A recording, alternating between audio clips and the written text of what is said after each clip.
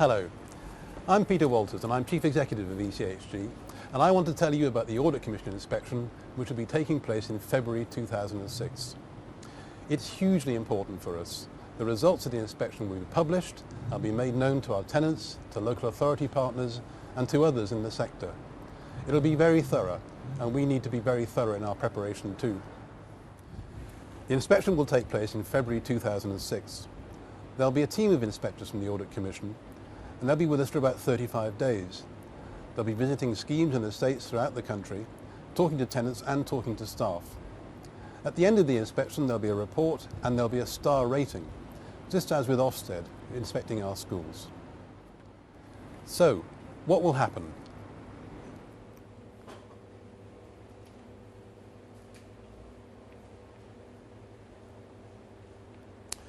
So, what will happen? Well, in fact, the inspection has already started. The commissioners are talking to tenants, they're talking to local authorities, and they're talking to other partners. And they're carrying out mystery shopping. Mystery shopping is when inspectors pose as members of the public or potential tenants of ours and ring us up asking for more information.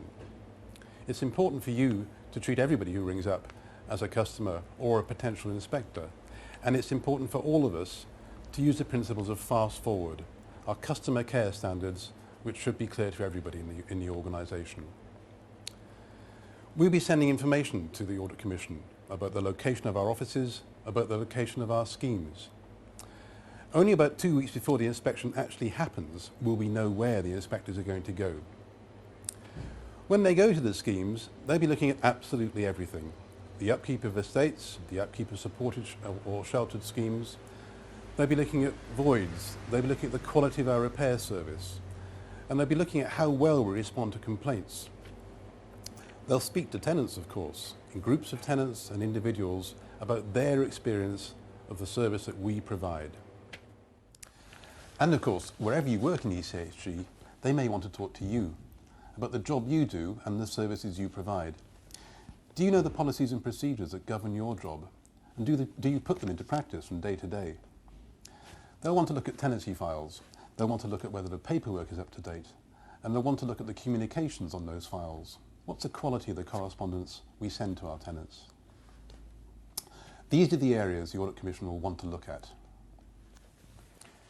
Allocations and lettings, antisocial behaviour, equality and diversity, tenant involvement, access and customer service, repairs and maintenance, rent and arrears management, tenancy management, and value for money.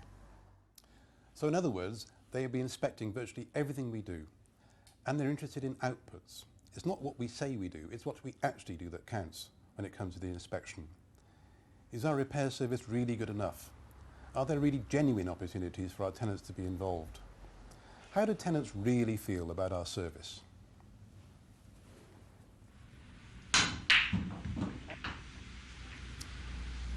So, what happens after the inspectors leave? Well, first of all, there'll be initial feedback.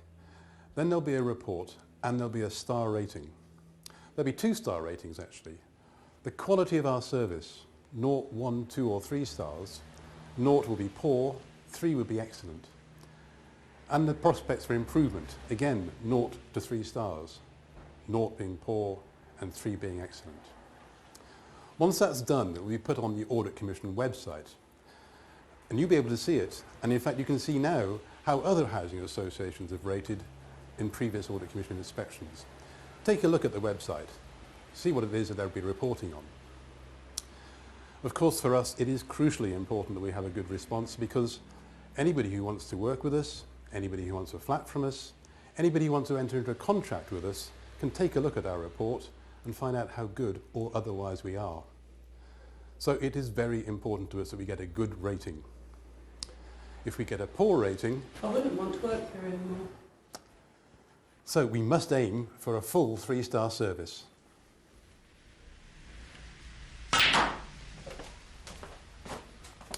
So what should you do to prepare for inspection?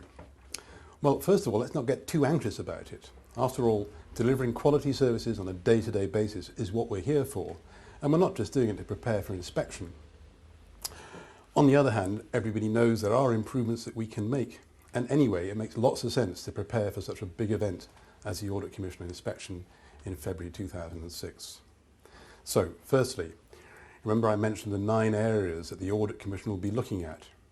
Well, very helpfully, they have also developed key lines of inquiry, telling us precisely what sort of things they'll be looking at under each heading. And you can find those key lines of inquiry on the Preparation for Audit Commission discussion database.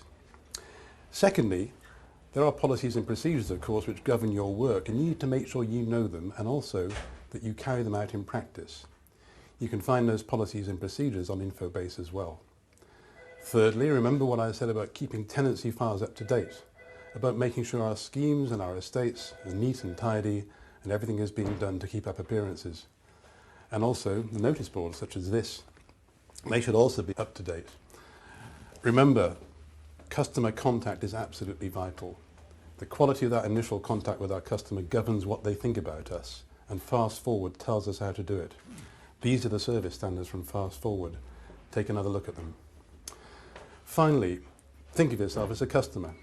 If you were in a customer's shoes, what would you think of our services? If you see things that are unsatisfactory, that aren't up to scratch, let your manager know so that all of us can get ready for that inspection. Well, all this may be sounding like an awful lot to remember, but don't worry, help is at hand in the form of this folder. Thanks.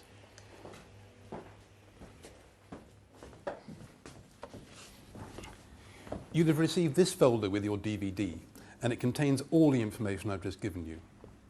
It also contains information on key corporate initiatives which may relate to your area of work, so make sure you take a look at those too. And finally, in the run-up to inspection in February, we'll be issuing more briefings and updates, and you might want to keep those in the folder also. Of course, you could be one of those who's interviewed by the Audit Commission, and they may be saying to you, well, it sounds very good what you're saying, but where's the evidence that proves you're doing what you're saying? Well, you need to think about that. You need to think about what sort of evidence you'd need to show that you're doing what you say you're doing. Do you deal with antisocial behaviour, for example? In which case, take the log and take the action you've done. Do you meet with tenants on a regular basis as a group? In which case, take the evidence, take the notes of the meetings. Or do you deal with complaints? Again, take the log and take the actions that you took to resolve those issues. There's more material that might help you. You might want copies of leaflets or copies of posters or translation sheets, and you can get those from the marketing catalogue on Infobase. Also, you might want some further help. If you do, then you can email or you can call the strategy team on the number given on the screen, which is also in here, and they'll give you some more assistance. So there you are. You can use Infobase, you can use a folder, or you can use a phone to help you prepare for inspection. So that's about it. Let's sum up. Inspection has already started. Mystery shopping is already taking place. And the real thing gets going in February when the inspectors will descend on us in force. We won't know where they're going to come until about 2 weeks before they start. But wherever they go, they'll want to talk to tenants and they'll want to talk to staff. So what have we got to do? We've got to be prepared. We've got to be organised. We've got to know our strengths and we need to address our weaknesses. We need to get our evidence together and make sure that everything is in place for the inspection. But above all, we need to be positive. This is a great organisation with a great group of staff, and providing we put all our preparation in, I've got every confidence in every one of you that if you meet the inspectors, you'll be able to perform well. But it's important to be prepared. Remember, it could be you. Okay then.